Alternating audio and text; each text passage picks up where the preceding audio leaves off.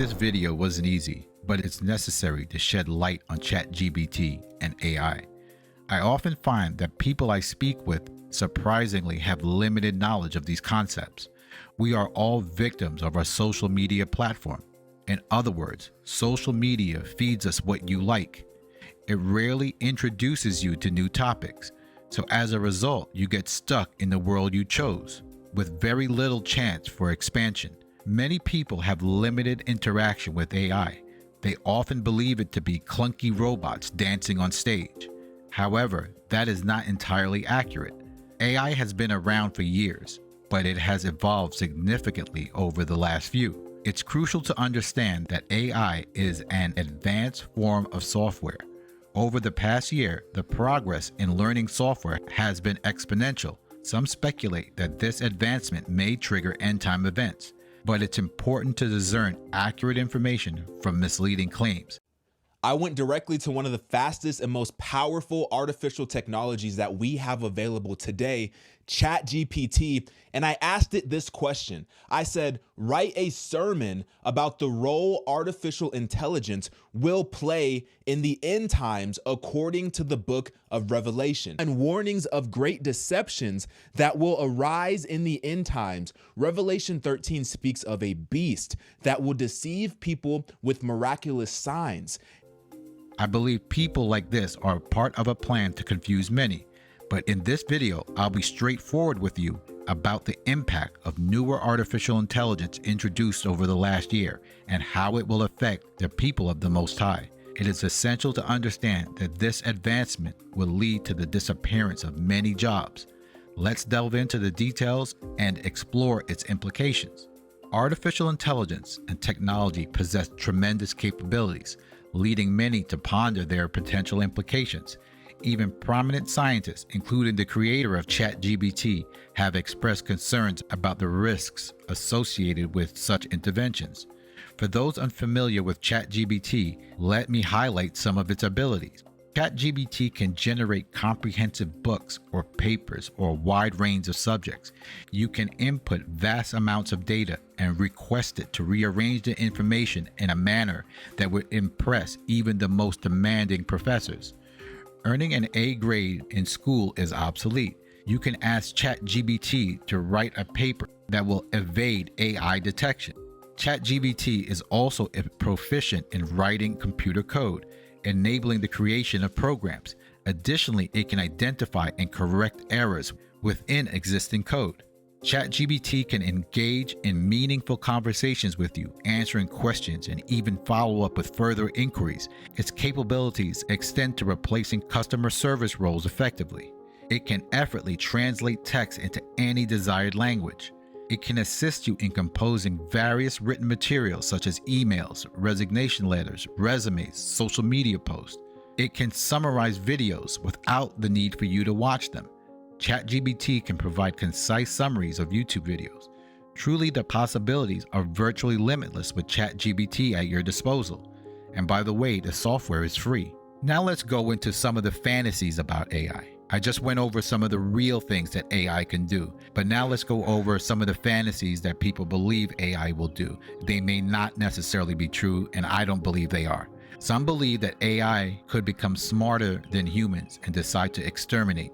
Based on the idea of singularity, a point of time when AI surpasses human intelligence and becomes self-aware. If this happens, there's no guarantee that AI would have an interest in preserving humanity, like the Terminator. There is also an idea that AI could be part of the Great Deception, that AI could be used to deceive humans in order to achieve its own goals. Due to these factors, many believe that the end of the world has been triggered. So is there anything in the Bible about AI? The answer is not really. I will tell you this, they're not completely wrong. The end of all things is at hand, but not for the reasons why people seem to believe. The masses have been led to believe there will eventually be a war between man and computers. There's nothing in the Bible I have that discusses AI, nor man being combined with computers. So what is the real problem with AI? Let's start by reading Habakkuk chapter 3 verse 14. Thou didst strike with the staves through the head of his villages. They came out as a whirlwind to scatter me. Their rejoicing was to devour the poor secretly.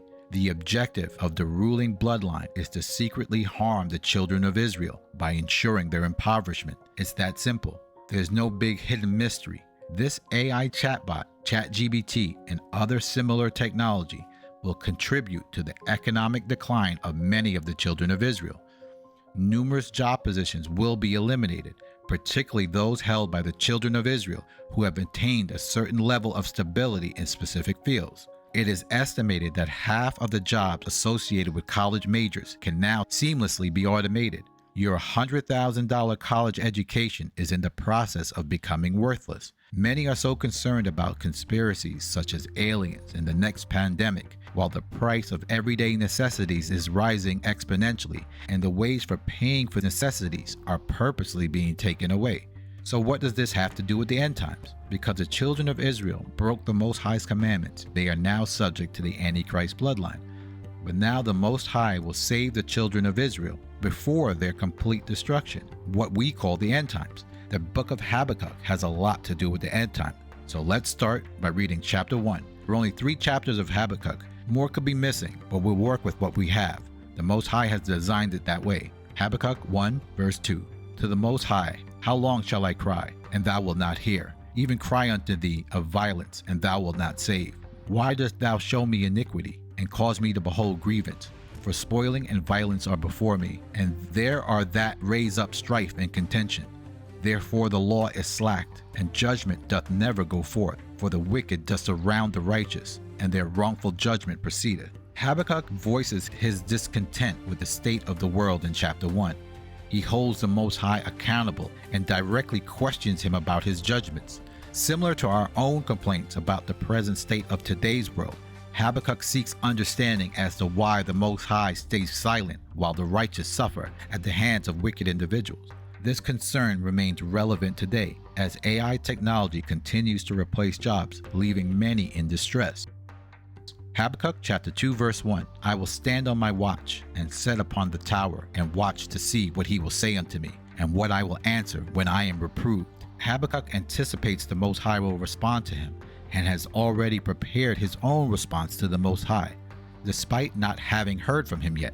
Verse 2. The Most High answered me, and he said, write the vision and make it plain upon tables, that he may run that readeth it. The Most High answers Habakkuk and tells him to write it, that others may read it also. Verse 3. For the vision is for an appointed time, and at the end it shall speak, and not lie. Though it tarry, wait for it, because it shall surely come. It will not tarry. What the Most High plans to do is for an appointed time. None of us know the day nor the hour. No matter how much Habakkuk or someone like me or you may press him, you will not get an answer. Matthew verse 24:35. Heaven and earth shall pass away, but my words shall not pass away. But of that day and hour no man knows, not the angels of heaven, but my Father only. So no man knows the day nor the time. We just have to wait and be patient. Habakkuk chapter 3 verse 2. I have heard thy speech and was afraid. Most High, receive thy work in the midst of the years. In the midst of years make known. In wrath remember mercy. Habakkuk already had an answer for the Most High before hearing from him. But once he received a response from the Most High, fear gripped him. Habakkuk pleaded with the Most High to remember mercy. When we find ourselves in the midst of suffering, it's often tempting to question the judgments of the Most High. Similar, we may dare to question his judgment, but the moment we hear from him, fear will take hold. It is crucial for us to exercise caution in our words when we approach the Most High. After all, we cannot question him. We lack his knowledge and power. Patience is key in such moments. Habakkuk chapter 3 verse 6. He stood and measured the earth. He beheld and drove asunder the nations. I've gone over this in many of my other videos. The Most High plans to destroy bloodlines. Let's read it again. He stood and measured the earth. He beheld and drove asunder the nations, and the everlasting mountains were scattered. The perpetual hills did bow. His ways are everlasting. Was the Most High displeased with the rivers? Was thy anger against the rivers? Was thy wrath against the sea? Thou did ride upon the horses of thy chariots of salvation. Thou did march through the land in indignation. Thou did thresh the heathen in anger. Thou wentest forth for the salvation of thy people, even the salvation with thine anointed. Thou wounded the head out of the house of the wicked, by discovering the foundation unto the neck. Selah. The Most High has an appointed day for the salvation of his people, but until then, we have to try to survive and make plans and pray to survive the struggle. Verse 14, thou didst strike through with the staves the head of his villages. They came out as a whirlwind to scatter me. Their rejoicing or their happiness is to devour the poor secretly. Thou did walk through the sea with thy horses, through the heap of great waters. When I heard, my belly trembled, my lips quivered at the voice. Rottenness entered into my bones, and I trembled within myself, that I might rest in the day of trouble. When he comes to the people, he will invade him with his troops. Habakkuk is seeing the great day of the Most High. The bloodline in charge is planning to destroy the children of Israel, but the Most High has a plan for salvation for the children of Israel. That day is going to be so great and terrible that Habakkuk said, I want to rest in the day of trouble. In summary, the plan of the bloodline in charge, their main goal is to stay in charge. Their hope is to destroy the poor, who are also the children of Israel. This AI tech, the only purpose is to aid in that destruction of the children of Israel. Through job losses and increased poverty, destruction of neighborhoods, many jobs over the next few years will disappear. And as these jobs continue to disappear, society will continue to break down quickly, especially here in America. The reality is there is little we can do but pray and ask for guidance as we wait on the Most High. You will need guidance as what to do as things get worse. As I said earlier, the Most High has a day to save the children of Israel.